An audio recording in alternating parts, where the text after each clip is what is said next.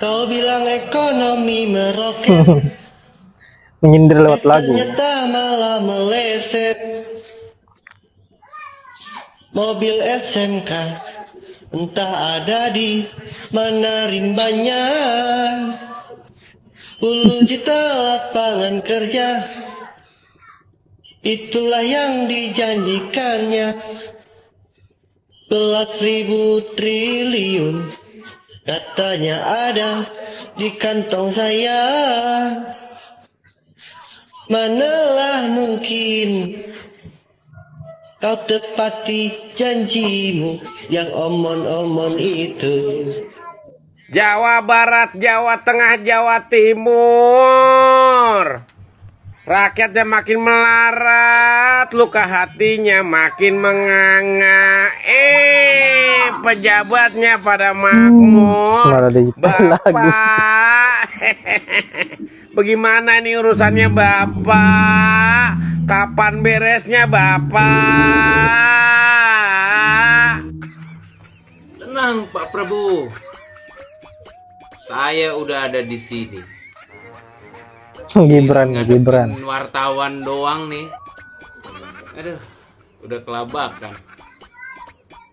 Itu kalau lihat pertanyaan itu, udah kayak mama dikejar-kejar bang keliling tuh.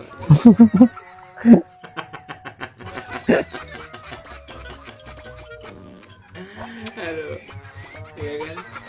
Lihat aja dulu kan, pas ditanya sama ibu-ibu yang ada di antara barisan wartawan itu, tiba-tiba ada ibu-ibu kan, ibu-ibu datang deketin Mas Gibran. Mas Gibran, saya mau tanya dong katanya, bagaimana cara Mas Gibran ini untuk mengatasi, untuk menstabilkan harga bahan pangan, kenaikan harga bahan pangan?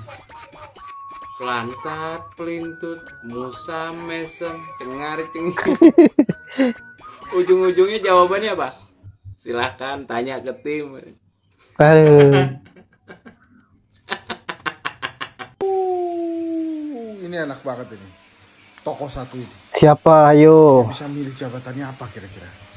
Mau jadi menteri? Bisa. Dia ketua umum. Mau jadi kepala daerah? Bisa.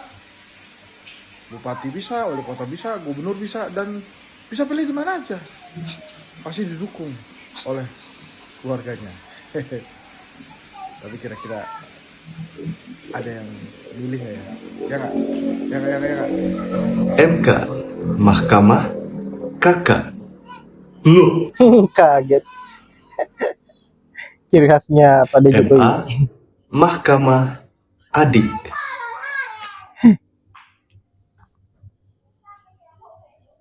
MMK, Mahkamah Mencintai Keluarga. Saya suka MMK, keluarga.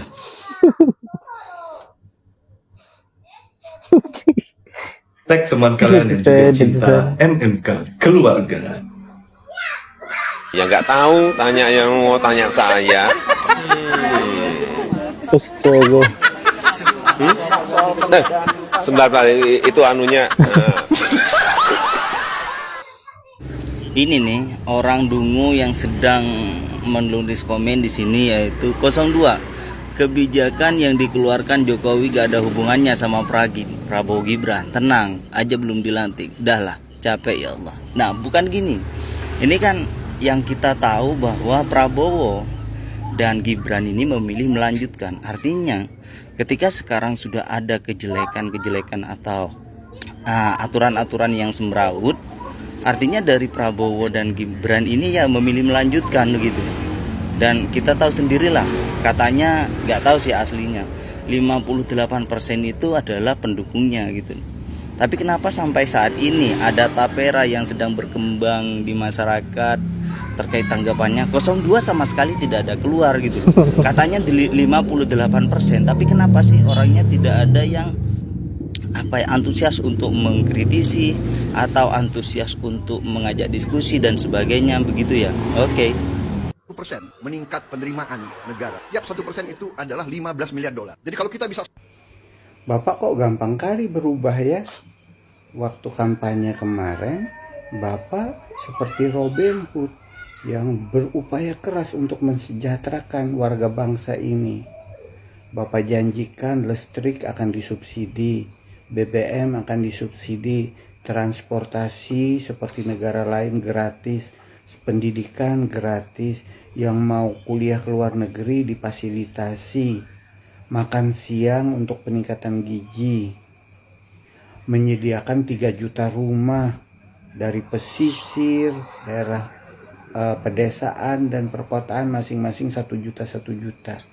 Kok sekarang Bapak belum lagi mensejahterakan kita ini sudah mau memeras kita? Pak, untuk menaikkan pendapatan negara itu di negara yang berkembang, yang bertumbuh ini harusnya dimulai dengan meningkatkan ekonomi kerakyatan, menyediakan lapangan pekerjaan, meningkatkan upah, meningkatkan penghasilan, sehingga warga negara mampu memiliki daya beli, sehingga mereka akan menjadi wajib pajak yang baru. Peningkatan jumlah wajib pajak yang baru itu negara kan tinggal memungut saja juga, tanpa perlu harus meningkatkan nilai pajak yang saat ini 11% menjadi 18%. Itu namanya menghisap darah warga yang lagi dalam kemiskinan ini. Pak, bayangkan nih warga negara kita kan yang ada pekerjaan sekarang PHK. Pekerja, jangankan pekerja swasta, pekerja BUMN aja, BUMN banyak bangkrut dan mereka putus hubungan kerja, Pak. Apalagi yang lain. Aduh, kita ini Pak lagi dalam kesusahan. Bapak sudah mikir untuk menghisap darah melalui pajak. Kok beda Bapak? Bapak kok gampang sekali sih berubah dari hero menjadi begajulan maaf ya. Enggak, Bapak ini hero luar biasa kemarin. Kita tuh merasa akan mendapatkan seorang pemimpin yang luar biasa, yang mewakafkan dirinya untuk negeri ini, bahkan dengan uang pribadi pun Bapak akan rela untuk memajukan bangsa ini. Tapi kok berubah jadi kayak pemeras pencari pajak dari kemiskinan rakyat yang terhimpit ini. Benar apa yang dikatakan oleh para netizen kemarin-kemarin bahwa di 01 itu ada perubahan, tapi kalau di 02 ada yang namanya berubah-berubah. Inilah yang terjadi sekarang. Kemarin pada saat kampanye, apa yang menjadi janji Pak Prabowo ini sangat luar biasa dan membangkitkan semangat para rakyat Indonesia, terutamanya kaum 58%. Tetapi begitu mendekati pelantikan, semuanya berubah dan seolah menjadi lawan dari rakyat Indonesia. Memaksakan kebijakan sangat jelas sekali ingin memeras rakyat Indonesia. Mungkin semua ini dilakukan karena kita tahu sendiri bahwa pemilu kemarin itu menghabiskan anggaran yang begitu besar. Bahkan pada saat dia kampanye menggunakan anggaran negara, dan bagaimana agar memulihkan kembali perekonomian Indonesia, ya jalan satu-satunya bagaimana agar rakyat ini diperas dengan menaikkan pajak, bahan-bahan sembako dinaikkan dan lain-lain. Bahkan ada program baru yaitu Tapera. Saya kira semua itu berkaitan. Nah, yang tak kalah menarik adalah aksi-aksi lucu netizen di video pertama. Saya kira ada lagi lagu baru buat para pelaku politik dinasti.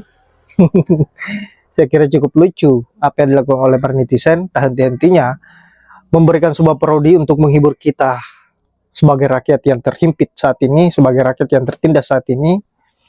Saya kira ini membantu untuk menyegarkan pikiran kita yang tadinya habis terkuras karena kelakuan-kelakuan para pemerintah ini betul-betul bejat dan merugikan kita sebagai rakyat Indonesia. Untuk itu, terima kasih buat para netizen yang selalu menghibur, yang selalu memberikan kritikan terhadap pemerintah, baik itu dengan cara yang unik, dengan lucu, maupun tegas dan keras, bahkan ekstrim. Saya kira kita support, karena apa yang kalian lakukan adalah sesuatu hal yang positif, yang berpihak kepada rakyat, berjuang untuk bagaimana agar bisa keadilan itu diterapkan di negeri ini. Dan buat sahabat-sahabat, terima kasih sudah menyempatkan diri untuk menonton. Semoga kalian terhibur dengan apa yang dilakukan oleh para netizen ini. Dan saya akhiri dengan ucapan wallahul muwaffiq ila aqwamit thoriq. Assalamualaikum warahmatullahi wabarakatuh.